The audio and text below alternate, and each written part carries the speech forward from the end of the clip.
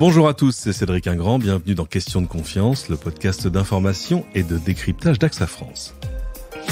Où commence la maltraitance faite aux enfants ? Sous ce mot de maltraitance se cachent en fait toutes sortes de mauvais traitements qui ont d'ailleurs une définition depuis 1989, depuis la Convention sur les droits de l'enfant de l'ONU. La maltraitance, c'est toute forme de violence, d'atteinte ou de brutalité physiques et mentales, d'abandon et de négligence, de mauvais traitements ou d'exploitation, y compris la violence sexuelle. Fermez les guillemets. Un fléau qui fait des dizaines de milliers de victimes au moins par an chez nous en France. On en parle aujourd'hui avec une spécialiste pour évoquer dans le détail les conséquences de ce fléau sur les enfants et les solutions mises en place pour y faire face. Elle est présidente et fondatrice de l'association Les Maltraitances. Moi j'en parle. Bonjour Nathalie Cougny. Bonjour Cédric, merci.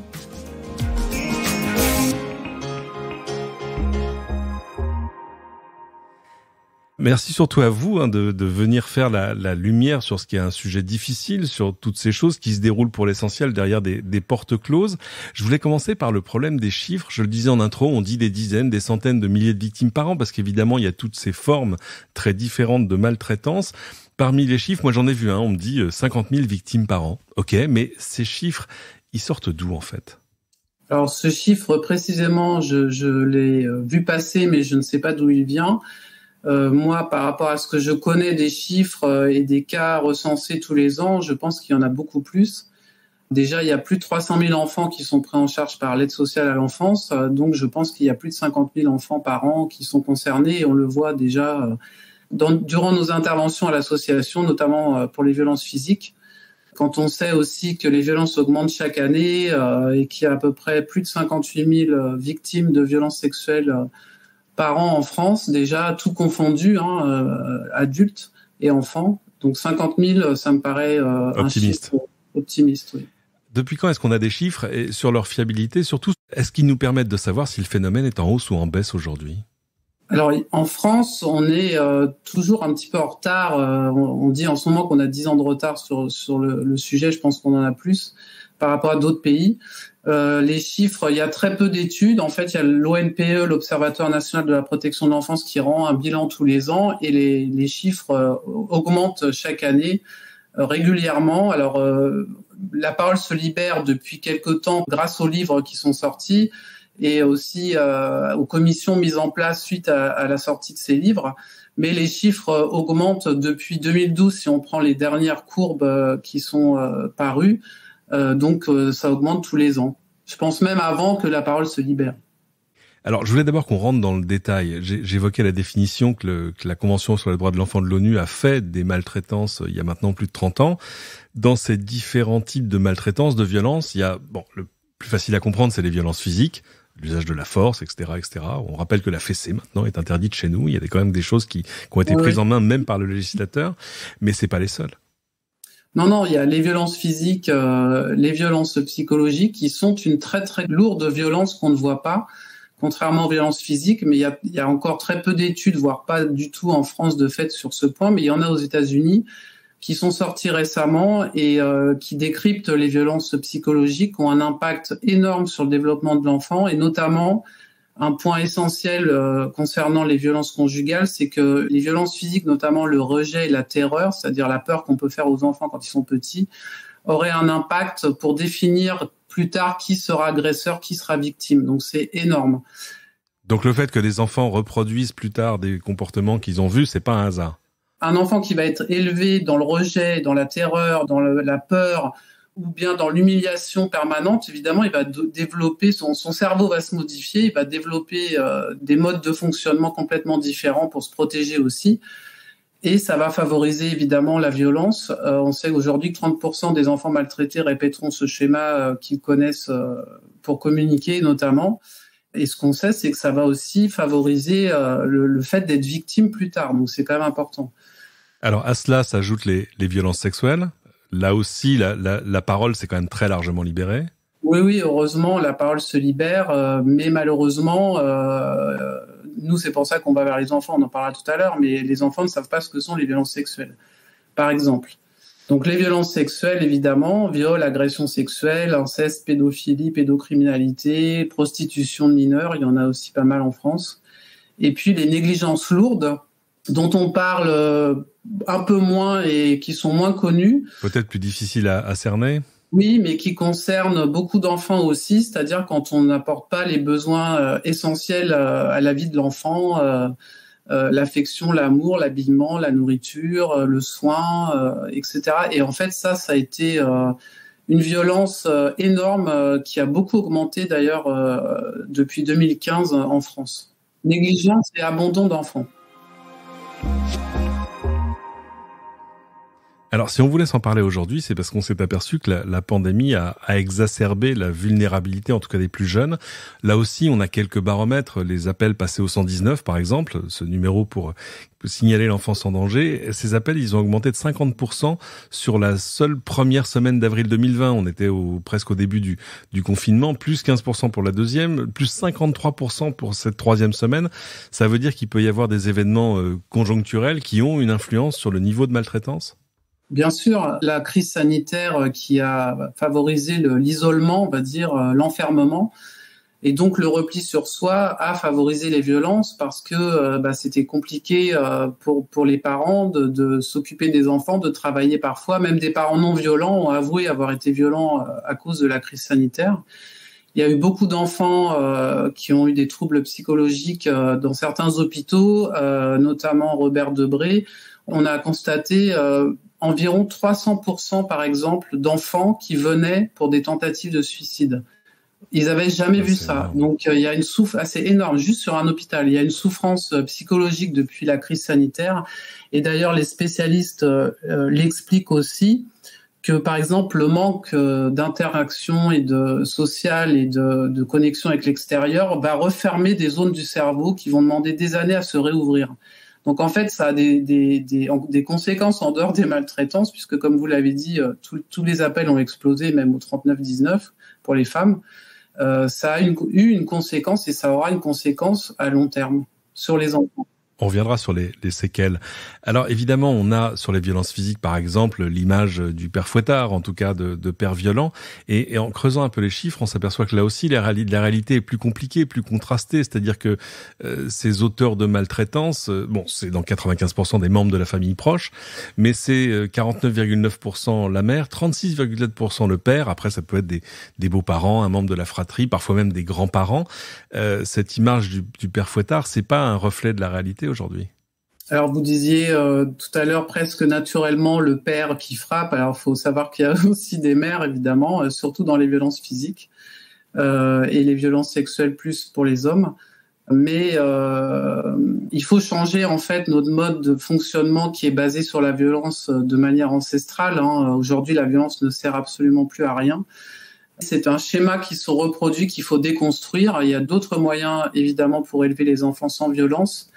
Et quand on connaît les impacts aujourd'hui, alors dans la violence physique, on a oublié de parler tout à l'heure dans les formes de maltraitance, il y a aussi les violences éducatives ordinaires. Vous l'avez dit, il y a une loi qui les interdit depuis juillet 2019.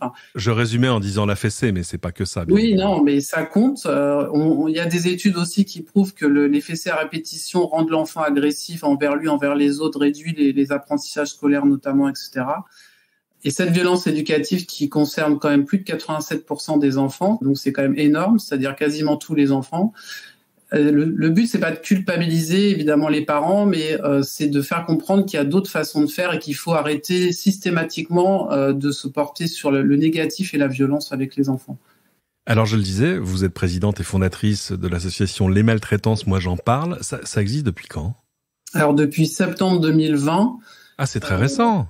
C'est très récent et ça a pris une très grosse ampleur justement parce que je pense que ça répond à un besoin urgent, on va dire, parce qu'il y a beaucoup de communes qui remontent des signalements qu'ils n'avaient pas avant, enfin en tout cas au niveau des chiffres et des établissements scolaires. Et après avoir travaillé 12 ans sur les violences faites aux femmes et depuis plusieurs années avec sur les enfants, mais bon, j'ai toujours fait beaucoup de choses avec les enfants. J'en ai moi-même 4.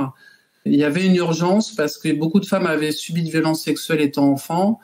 Ma mère a subi l'inceste, donc je connais bien tout l'impact que ça a à l'âge adulte. J'ai beaucoup travaillé sur les violences sexuelles. Et en fait, on a énormément de demandes parce que les enfants, on s'en rend compte, ne savent absolument rien ou très peu de choses à part le harcèlement sur les violences intrafamiliales. Donc si un enfant ne sait pas comment il peut en parler déjà, savoir que c'est interdit. Il y a ça aussi, les limites, connaître les limites.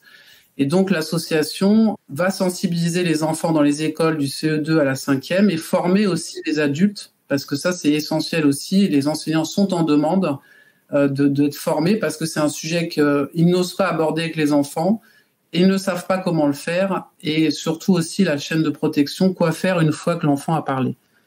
Quand vous allez dans une école primaire, justement, voir des CE2, des CM1, des CM2, qu'est-ce que vous leur dites ? Alors, il y a tout un programme. En fait, c'est une séance qui est cadrée, mais qui n'a pas l'air de l'être pour les enfants. C'est une séance bienveillante où on essaie de sortir du cadre scolaire, justement, où ils ont la parole. On leur donne la parole, c'est leur temps à eux. Et ce qu'on constate d'important, c'est que dès l'instant qu'on leur dit, avant de commencer la séance, vous êtes des personnes comme les autres personnes, donc à respecter, des personnes donc importantes qu'il faut respecter. Et donc, ça les positionne tout de suite autrement. Et comme on leur parle d'un sujet qui les concerne quasiment tous, d'une manière ou d'une autre, ils sont très attentifs. Donc, on vient leur parler des droits de l'enfant, de la Convention internationale des droits de l'enfant qu'ils ne connaissent absolument pas à presque 100%, des différentes formes de maltraitance. On leur pose toujours la question avant de commencer un thème, ce qui permet d'échanger et de les rendre acteurs de la séance. Comment on reconnaît un enfant maltraité surtout et comment l'aider et à qui en parler. Voilà, en fait, c'est assez simple. Il y a pas de. Alors, on parle de toutes les formes de violence, y compris sexuelles, hein, mais c'est simple avec des mots, les vrais mots, mais pour leur donner toutes les clés en fait pour être acteurs de leur vie sur ce sujet. Parce qu'un enfant qui ne sait pas, comme on l'a dit tout à l'heure, il ne peut absolument rien faire. Et 60% des enfants ne parlent pas quand ils subissent des maltraitances. Donc, à mon avis, la raison aussi, c'est qu'ils ne savent pas comment en parler et à qui en parler. Vous formez également, donc on le disait, les accompagnants, les enseignants, le personnel encadrant, tous les gens qui travaillent au contact des enfants. Vous les formez à quoi ? À reconnaître les symptômes de la maltraitance. Ça ressemble à quoi les symptômes de la maltraitance chez un enfant ? Alors, il y a énormément de facteurs en fait de maltraitance, en dehors bien sûr de ce qui peut se voir physiquement, des coups, etc. Mais il y a aussi tous les enfants qui changent de comportement, qui s'isolent, la chute des notes, des résultats scolaires, un enfant trop sage aussi, qui fait pas de bruit, qui est complètement transparent, ça peut être aussi un problème. Et ça peut être aussi des enfants justement qu'on ne voit pas parce qu'ils sont trop sages. Donc, il y a deux parties dans la formation. Il y a une partie qui reprend tout ce qui concerne les violences, les facteurs de reconnaissance, etc., les signaux d'alerte, et toute une partie sur la chaîne de protection. Qu'est-ce que ça veut dire vulnérabilité chez un enfant, les signaux d'alerte aussi par rapport aux adultes, le signalement, l'information préoccupante, comment recueillir la parole de l'enfant, quoi en faire, etc. Au-delà des symptômes, vous le disiez tout à l'heure, ces maltraitances, surtout si elles durent, si elles se répètent, elles laissent des séquelles, loin après, jusqu'à l'âge adulte ? Oui, bien sûr, on est dans une société aujourd'hui, faut pas oublier que les enfants sont la société de demain. On est dans une société quand même assez violente avec pas mal de troubles de toutes sortes et il y a une cause. C'est souvent ce qu'on a vécu dans l'enfance. D'ailleurs, tous les spécialistes le disent, tout se joue dans l'enfance et aujourd'hui, on sait que c'est de plus en plus tôt dans l'enfance. Parce que tout se fige en fait dans le cerveau, que ce soit positif ou négatif, dès la naissance et même avant la naissance. L'impact en fait est tellement énorme que, par exemple, pour les violences sexuelles, pour avoir travaillé avec beaucoup de femmes et aidé aussi beaucoup de femmes abusées sexuellement, il y a quelque chose, comme elles disent, qui meurt en moi et c'est vrai, il y a une part d'elles qui s'efface et souvent à vie. En dehors de cela, beaucoup de relations compliquées avec les autres, avec soi-même déjà, son corps, dans la sexualité, ça peut être de l'hypersexualité, de la violence. On sait aujourd'hui que ça favorise en tout cas le développement de certains cancers, des troubles psychologiques multiples, je veux dire boulimie, anorexie, enfin tous les troubles en fait peuvent être liés à une maltraitance, qu'elle soit physique, psychologique ou sexuelle, étant enfant. Alors, on le dit, c'est d'ordinaire des choses qui se passent dans le cadre purement familial. Si vous avez un doute, si tout à coup vous voyez que le comportement d'un enfant a changé, qu'est-ce qu'on fait ? Qui on prévient ? Alors déjà, il faut parler à l'enfant, déjà lui demander sans que ce soit un interrogatoire, mais en tout cas essayer de comprendre ce qui se passe. Et ensuite, je rappelle que c'est un devoir citoyen de signaler un enfant en danger, sinon c'est non-assistance à personne en danger. Et donc, on peut appeler le 119, qui est le numéro national de l'enfance en danger et des parents en difficulté, on a souvent tendance à l'oublier, pour avoir soit des informations, soit signaler un enfant en danger, et là, on vous dit ce qu'il faut faire. On peut appeler le 17, on peut, en cas de signalement grave, écrire directement au procureur de la République. Enfin, il y a des moyens quand même aujourd'hui au département, à la CRIP des départements, pour signaler un enfant. Mais comme je le dis toujours, le doute doit toujours profiter à l'enfant. On peut se tromper, mais on peut pas laisser un enfant comme ça sans savoir ce qu'il a quand on soupçonne quelque chose. Il faut se réveiller à ce sujet-là parce que le silence tue, c'est vrai. Un enfant par semaine en meurt. Donc, et des dizaines de milliers en souffrent. Donc, il faut agir. On a ce pouvoir de le faire chacun à notre mesure. Il vous arrive de parler à des parents maltraitants ou anciens maltraitants ou maltraitants repentis ? Alors, c'est très complexe parce que c'est compliqué de les atteindre et qu'ils viennent à nous. En fait, on a souvent moi, j'ai souvent des appels ou des mails de grands-parents, de pères où l'enfant est maltraité, ils savent plus quoi faire. Certains ont fait appel à des associations, déposé des plaintes et ça continue. Beaucoup de parents aussi, on a retiré la garde de l'enfant. Alors moi, je suis pas très spécialiste dans ce domaine-là, mais en tout cas, il y a une souffrance et c'est pour ça qu'il faut que tout le monde s'y mette pour protéger les enfants au maximum, parce que il y a une grande souffrance pour tout le monde en fait finalement. Alors, j'ai pas tellement de cas j'ai souvent des anciennes victimes qui viennent me parler. Bien sûr. Mais de toute façon, il y a une difficulté à parler. Et il faut aider aussi les personnes à parler. C'est très important, tout ce qui se passe aujourd'hui avec la Ciivise, la commission sur l'inceste, etc. C'est important. Il faut que les personnes parlent. Parler, c'est vraiment une aide essentielle, quoi, déjà. C'est un premier pas vers une libération.